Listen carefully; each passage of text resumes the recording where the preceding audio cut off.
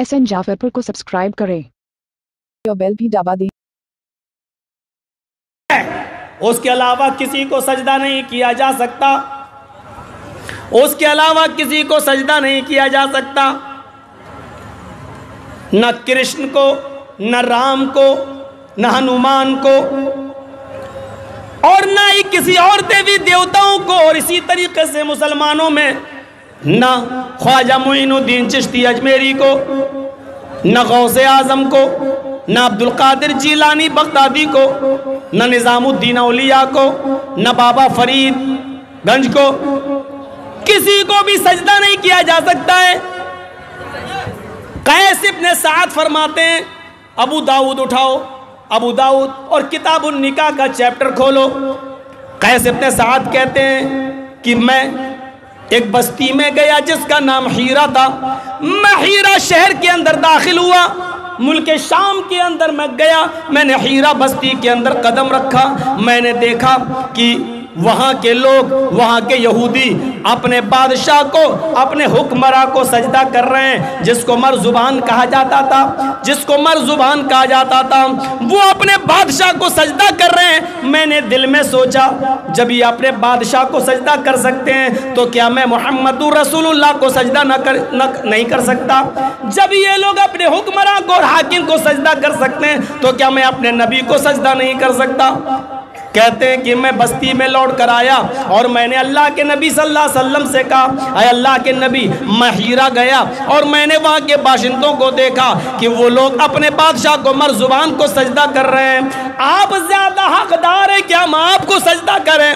आप ज्यादा हकदार हैं कि हम आपको सजदा करें? आप हमें इजाज़त दीजिए। जब यहूदी अपने बादशाह को सजदा कर सकते हैं तो क्या हम अल्लाह के रसूल को सजदा नहीं कर सकते? क्या हम अल्लाह के पैगंबर को सजदा नहीं कर सकते? तो अल्लाह के नबी ने फरमाया, हाय मरजुबान, लौ मररत बिक़ब्री अकुंत तसजुदु लहू।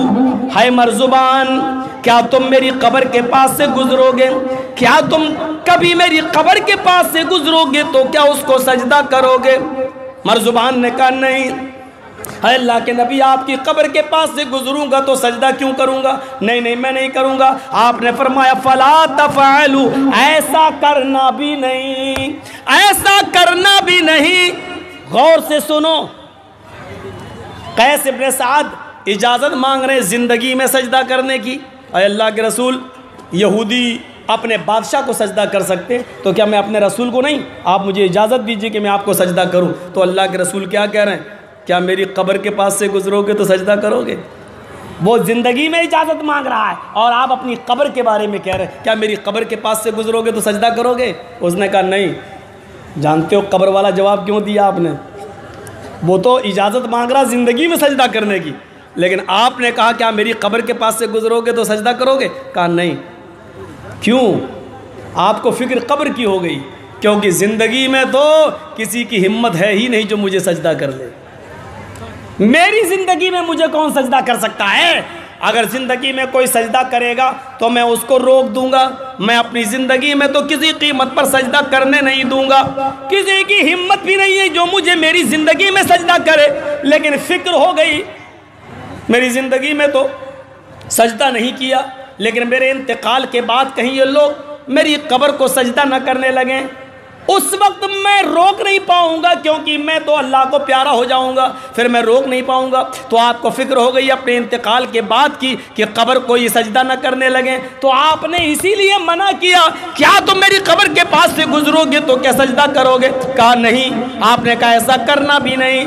फिर आपने अपनी ज़िंदगी के बारे में भी बता दिया कि तुम मुझसे ज़िंदगी में सजदा करने की इजाज़त मांग रहे हो। हाँ, आपने फरमाया अल्लाह के अलावा अगर किसी गैर को सजदा करना जायज़ होता तो मैं औरतों को हुक्म दे देता कि वो अपने शौहर को सजदा करें, मैं बीवी को हुक्म देता कि वो अपने शौहर को सजदा करें। जब कोई औरत अपने पति को, अपने शौहर को सजदा नहीं कर सकती है तो फिर तुम मुझे सजदा कैसे कर सकते हो? अगर ज़िंदगी में किसी को सजदे की इजाज़त होती तो मैं बीवी को हुक्म देता कि वो अपने शौहर को सजदा करें, औरतों को हुक्म देता कि वो अपने शौहरों को सजदा करें, लेकिन अल्लाह के अलावा किसी को सजदा करना जायज़ ही नहीं है।